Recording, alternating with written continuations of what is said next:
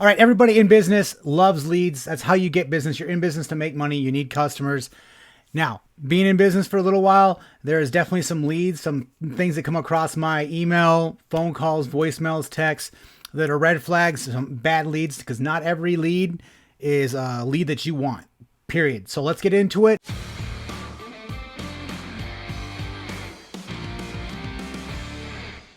All right, we're back, you guys. All right, so I really enjoy being in the customer service, like contracting, handyman business area, because multiple different job sites, you're not all in the same cubicle every day. It's fantastic. But, you're going to get people who reach out to you who are just time wasters. They absolutely have no intention of buying anything, but they do want to waste your time.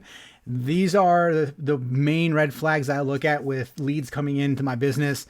And I try not to waste my time, but sometimes I purposely waste my time just to, maybe I'm driving to a job site. I have nothing better to do anyway. And I can talk with somebody who absolutely has no idea what they actually want and or just wants to waste somebody else's time. So there I am talking to them on the phone. But keep in mind, number one is basically most people who reach out to you are not going to be your customer. They're definitely not going to be your ideal customer. And you need to be able to notice that pretty quick. Now, ideal customer, somebody that, obviously has money, has a budget, knows what they want to do, and wants somebody just to get the job done. A lot of people, they just roll out of bed sometime and they want to know what something costs. Yeah, you can do Google, but again, you and me know that takes actually a little bit of effort. So might as well just, search for somebody who actually does that kind of work that you're looking to do and then ask them, right? So I get a lot of that where hey, can you just come out and take a look at my project? I don't really know what I want to do yet, but I just want to talk to somebody to see exactly what's possible. I absolutely, like when I first started out, I was that guy who'd go out to that job site, no problem, sir, ma'am. Now it's absolutely not. I have no time for that. They have no idea what something costs. I can absolutely give them a free estimate over the phone based off their description of what they want to accomplish, because I have square footage pricing for pretty much everything. New construction, kitchen remodel, bathroom remodel, addition, whatever it is, garage, detached garage, stuff like that, like decks, of course. So I don't really need to go on site to give them a relatively, accurate estimate on something based off of square footage of their price. But me going on site, they're basically going to spill out, do everything they can to take up most of my time, and then they're either collecting estimates or they just okay, yeah, this is actually not in my budget. Thanks for your time, but that's basically it. I'm out my time. They got to valuable information. I didn't get anything except for wasting my time. That's basically that's why I'm making this video. I don't want to waste my time. Not every customer, not every lead is going to be your customer. I probably close maybe 15 to 20% of the estimates I send out, and even less that of the leads that reach out to me actually become customers. The number two red flag, the number two time wasting leads that come in are the ones that do not know what they want, do not know. They don't have a plan of anything. They basically just rolled out, like, you'll be surprised. People just roll out of bed one day and then they decide, hey, I want to put a 400 square foot addition to my house. Okay. It's like, they're like, hey, we're looking, me and so-and-so are looking to do a certain project, an addition to a house. We don't really know what we want yet. And I'll even like some super, basic questions like, okay, do you want a crawl space, a basement, or, a slab? Well, we don't know. I'm not absolutely never going to go to the job site because they don't even know what they want. And a full basement dug out to a slab, there's a big cost increase and a cost decrease with those kind of jobs. So, that's why I tell them, like, it can go from $225 a square foot to $300, $400 a square foot real easy. With these leads, basically, I would just refer them to an architect, an engineer, someone who can actually provide them plans, even a designer, something that I can base off if they want an accurate estimate for something. But if they don't have any of that kind of stuff, they don't even have like a hand drawing of anything, I'm not going to waste my time. It's, if you need the experience, absolutely by all means, but mostly it's just like, all right, this is your square footage price, give or take. But if you don't know anything about materials or what you want or anything like that, foundation work, even the exterior finishes, usually it's either match the existing or they have something in mind for that. But it's just going to be a time waste. And of course, I just refer them to get some plans, send them over. And if you're absolutely serious with it, you'll obviously pay somebody to do the plans for you. And then I can get you an accurate estimate and we can move forward.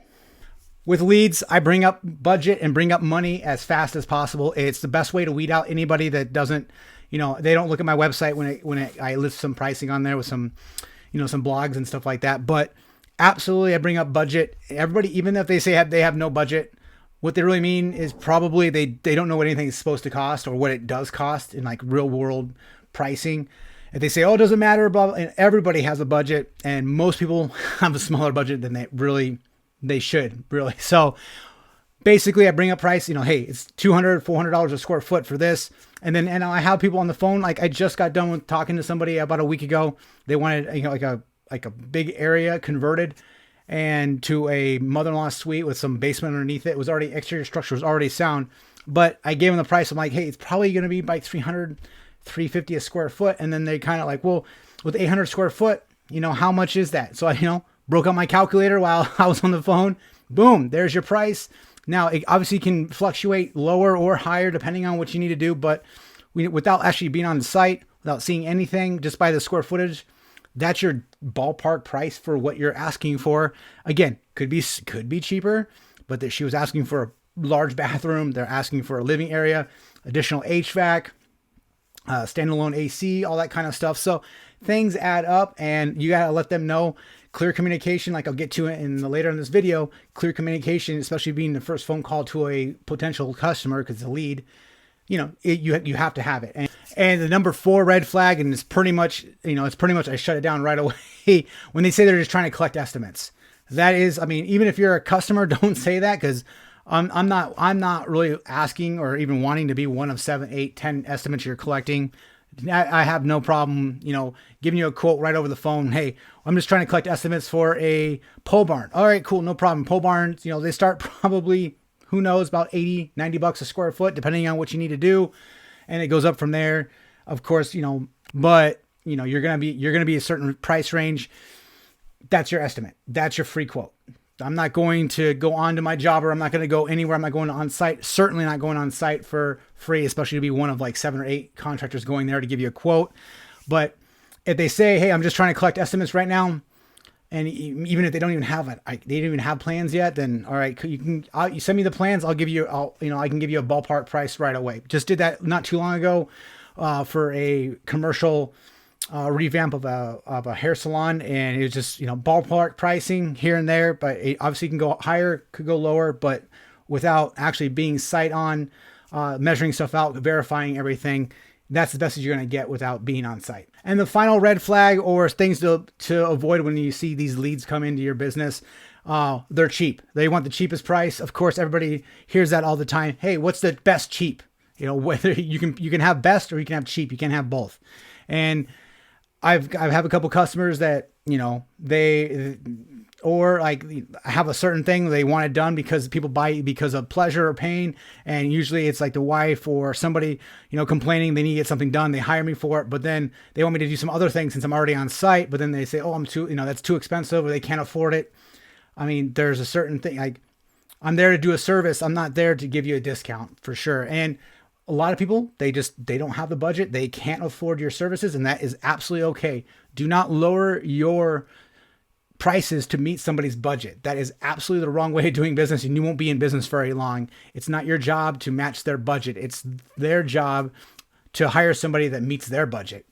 Just keep in mind, there's always those cheap people out there, and they just want something for nothing, or they want, their $100 is, they make it seem that their $100 is $1,000 to you, because for whatever reason, they think that their money is worth more than it actually is. And those are the 5 main bad leads that I see coming into my business, you guys. Now, I'll go into this, a lot of this, I've had customers where some of these red flags are, and even my worst customer to date, there was a lot of red flags, but they got the budget, but it just turned into a big cluster, and I should have recognized these red flags, and I should have cut them loose right away. But there I was doing, free estimates and doing free work for them because they didn't want to pay, and the writing was on the wall, and I chose not to see it or read it anyway. So a lot of this can be mitigated. You can stop wasting your time with clear and concise communication.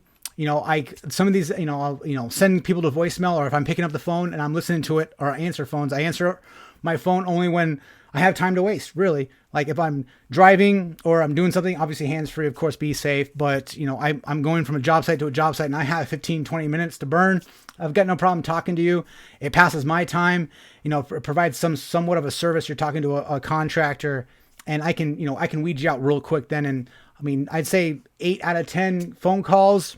I mean, it ends with the first phone call. Don't hear from you again. I explain to my prices, what it's going to take to get me out there, my on-site consultation fee. You know, so clear and concise communication saves me a lot of time. And of course, my on-site fee for estimates and consults really weeds out those tire kickers. I will tell you that right now.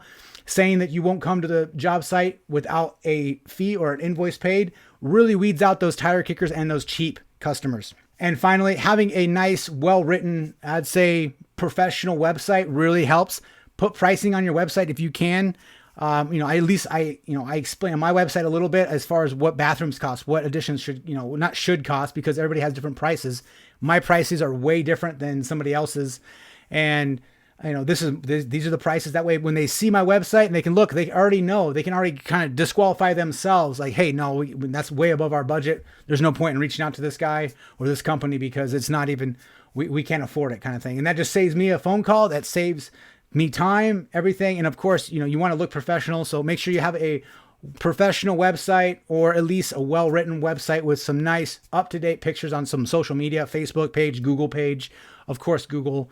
So it all helps out too. So appreciate you guys. We'll see you in the next video. Like and subscribe.